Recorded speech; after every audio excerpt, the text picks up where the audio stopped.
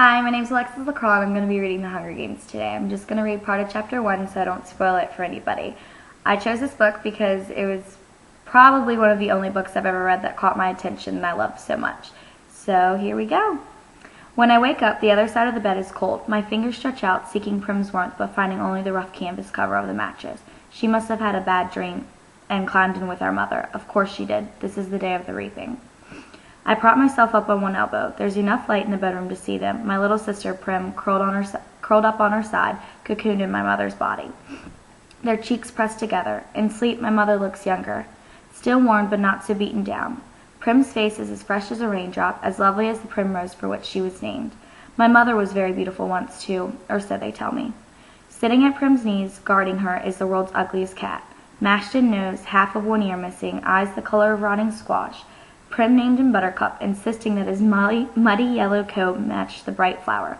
He hates me, or at least distrusts me. Even though it was years ago, I think he still remembers how I tried to drown him in a bucket when Prim brought him home. Scrawny kitten, belly swollen with worms, crawling with fleas. The last thing I needed was another mouth to feed.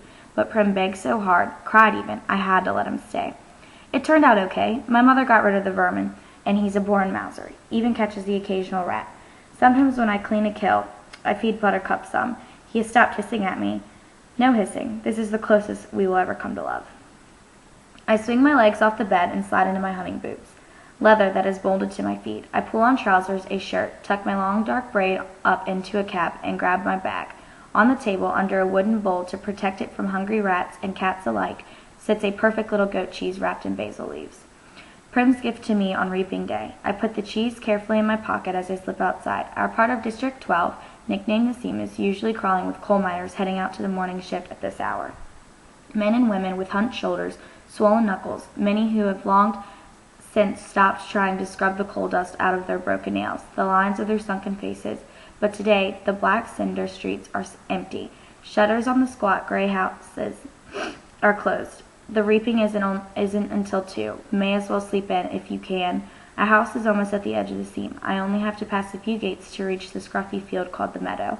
Separating the meadow from the woods, in fact, enclosing all of District 12, is a high chain-link fence topped with barbed wire loops. In theory, it's supposed to be electrified 24 hours a day as a deterrent to the predators that live in the woods, packs of wild dogs, lone cougars, bears, that used to threaten our streets. But since we're lucky to get 2 or 3 hours of electricity in the evenings, it's usually safe to touch. Even so, I always take a moment to listen carefully for the hum that means the fence is live. Right now, it's silent as a stone. Concealed by a clump of bushes, I flatten out on my belly and slide under a 2-foot stretch that's been loose for years. There are several other weak spots in the fence, but this one is so close to home I almost always enter the woods here. As soon as I'm in the trees, I retrieve a bow and arrows from a hollow log. Electrified or not, the fence has been successful at keeping the flesh eaters out of District 12.